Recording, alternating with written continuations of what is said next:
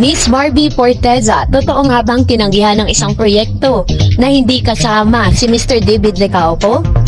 Yan na i-fact check natin ngayon. But before that, if you haven't subscribed yet to my YouTube channel, please don't forget to like, share, and subscribe at hit mo na rin ang notification bell for more showbiz updates. Bago tayo, of course, magpatuloy sa ating updates for today's video.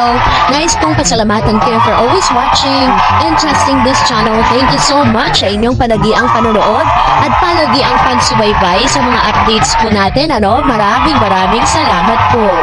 At ngayong araw, ito na dahil last August 15, 7:42 PM kung saan it was published by GMA News Online at si Jillian Ward begins taping for Never Say Die reunites with Rahil Bria. Yun. So, if you remember, si Mr. David Licauco and Jillian Ward ay magsasama po sa isang serye doon na Never Say Die. In Nelson Canlat's report on 24 Oras Friday, Jillian expressed her excitement saying how much she missed the energy of being on set. Iba po talaga yung energy kapag nasa set, hindi ko ma-explain na parang makikita mo yung mga katrabaho mo. Tapos parang everybody doing their best. Parang ang sarap sa feeling. Parang super nakaka-energize yung vibe, she said. Jillian got to reunite with Rahil Bria, who will play the role of gadget expert. Sobrang masaya ako na nakawork ko ulit si Jill kasi it's very easy to work with her. Parang nakawork ko na rin si MBR sa Abot Kamay, Rahil said. Beyond their own screen collaboration, Jillian and Rahil are known for creating TikTok content during their free time, much to the delight of netizen. Masaya kami na marami pong natutuwa din sa mga post namin kasi yung mga post namin very spontaneous lang. Like kapag nagkikita kami, wala, tara TikTok tayo, sabi ni Jillian. Never Say Die will also star David Licauco, who earlier revealed is undergoing extensive training including harness and boxing for the upcoming action series.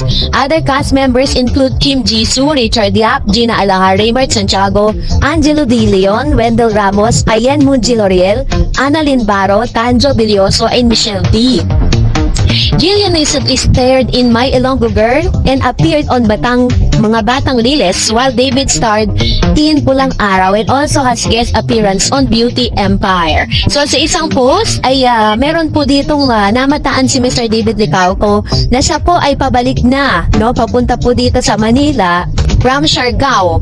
So, ibig sabihin po, eksakto lang talaga yung sinabi ng GMA News Online na sila po ay magsisimula na ng kanilang taping. So, sa comment section kasi, meron pong nagtanong, sabi niya, totoo po ba yung hindi daw tinanggap ni Barbie yung isang malaking project na TV series kasi hindi daw si David ang makaka-partner? Ang nag-post po niyan ay Star Chica. So, ito po yung tanong niya na sasagutin natin para ma-arrest. Kasi po, sa ating pong research, sa mga online news, ang pagkakaalam ko po talaga, ang pinakabagong proyekto ni Miss Barbie Forteza ay ang Kontrabida Academy. So, yun po talaga yung ginagawa po ngayon. Tapos, si Mr. David naman is yung Never Say Die na series. So, sa tanong kung hindi niya ba tinanggap dahil hindi niya kasama si David, hindi po totoo yung mga bali-balita na yon. Sa akin pong pagkakaalam is wala pa pong nakaumang na proyekto. Itong kasi syempre, alam nga naman habang gumagawa po siya ng series, meron na naman siyang panibago. Hindi po gano'n ang ginagawa ng GMA. Parang gusto nila, nakafocus lang muna. Parang pagkatapos ng isa and then another one. Although this is gonna be a happy problem for Miss Barbie dahil nga hindi siya nababakante sa trabaho, ganon din naman kay David Licauco. Pero wala pong mga bali-balita na merong in-offer sa kanya at tinanggihan niya kasi in the first place, yung mga artista po ngayon is talagang grateful sila kapag may in-offer sa kanilang trabaho. Kaya hindi po, it doesn't matter kung sino man yung makakasama nila, kung sino man yung mga makakapartner nila. Pero ang lagi lang nilang wish, lalo na po itong si Barbie, gusto niya yung makakasama niya, yung talagang komportable na siya. Diba, hindi na kailangan na talagang, baga kilala niya na yung work ethics ng isang tao. Baga, hindi na masyadong malaki yung adjustment, diba? Pero sa ngayon, is wala pa naman pong ibang ino-offer na serye or any job dito po kay Miss Barbie Forteza, aside dun po sa kanya pong bagong seryeng Kontrabida Academy na makakasama niya si Jameson Blake. So, lahat naman po yan, parang wala naman po po ako nabalitaan na tinanggihan ni Miss Barbie. Kaya nga si Jameson Blake yung kasama niya ngayon. Kasi, isa lang po ang katotohanan dyan. Kumita man o hindi, itong serye na to, bayad na po siya dyan. Ganon din naman si Mr. David Nicauco. Kumita man or panoorin man or hindi yung kanya pong project, bayad na po yung kanyang talent fee dyan. So ngayon, magbasa tayo ng mga komento ninyo. Unahin natin si Juliet Macato. Sabi niya, matalino si Miss Barbie. Nangyari na minsan na maling tao ang napili niya, kaya ngayon magiging matalino siya sa pagpili ng magiging partner niya. Maliwanag naman na si Jameson Blake ay ginagamit niya lang si Miss Barbie kasi wala siyang ingat sa pag-alalay kay Barbie. Kung nilahin niya ng si Miss Barbie, puluputan. Yan, mapag-usapan siya. Gusto lang yung sumikat din dahil kay Miss Barbie. Yung mga bashers naman, ayaw nila tigilan ang barda kasi nga mga inggit lang ang mga yan. Mga walang magawa lang sa buhay. Kaya ganyan na lang nila siraan ang barda. Pero sorry, mga lehitimong nagmamahal kay Barbie at David ay suportado namin sila hanggang sa uli. God bless more barda and so Miss Tarets. Many thanks for always. Ayan, salamat po sa inyo pong komento ha. Salamat po sa pagsuporta ninyo kay Barbie at kay Mr. David Licauco even in their solo era. Sabi ni Miss Julie Banasian, hello Miss Tarets, bakit nga po gano'n ang mga bashers? Ayaw po nila sa barda. Lalo po ngayon sila ang talk of the town. Ang barda sa dami ng issue. Pero kahit gano'n pa man, naming supporters ng barda at kaya kagaya nyo na palagi nyo pa silang pinagtatanggol. Thank you po sa mga updates nyo. Ingat po kayo palagi and God bless po. Barda forever. Ayan, panatag yan. Salamat po, Ma'am si Julie. Lagi nyo pong tatandaan na kasi even the kindest person in the universe, meron pong basher. Hindi po talaga nawawala. Yan, ano?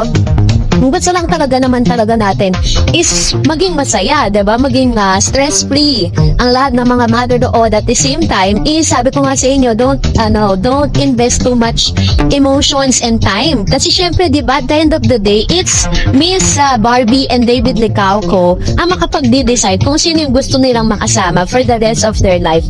Sabi ni Mr. Anthony Habihan, may isip din si Barbie at gusto niya yung kilala niya. Kaya nga, nang paiwatig si Barbie at David is for Mary sa kanya. Kaya please Barbie, tama pagtulong sa iba. David lang only to help please. Ayan. Salamat po Mr. Anthony Habihan.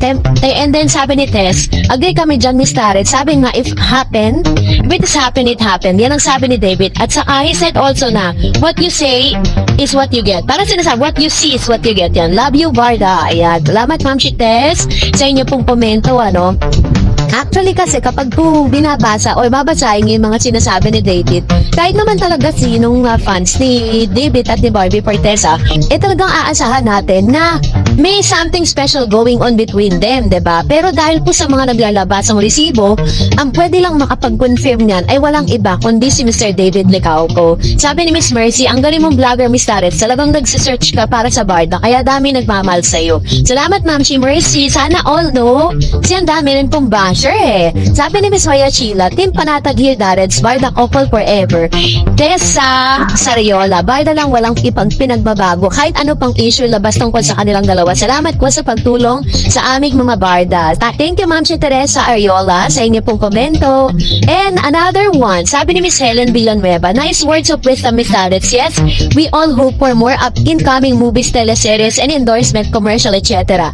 The soonest possible time, but for now, let's just watch their throwback movies, guesting, and some other happenings on and off the screen to lessen our worries, stress, depression, because we miss them so much together. Still hoping to see them on a big screen because they are more coming projects to be working with. Ako'y umaasa pa rin na magkakaroon talaga sila ng collaboration when it comes to sa movie. Kasi yan po yung sinabi ni David Licauco na pinangawakan nating lahat. Na sinabi nga ni David sa interview niya na yon na magkakaroon sila ng movie ni Miss Barbie Fortesa. Pero hindi pala ngayon kasi meron po silang mga other projects na ginagawa. Sabi ni Miss Leo, support at laban ng mga idol.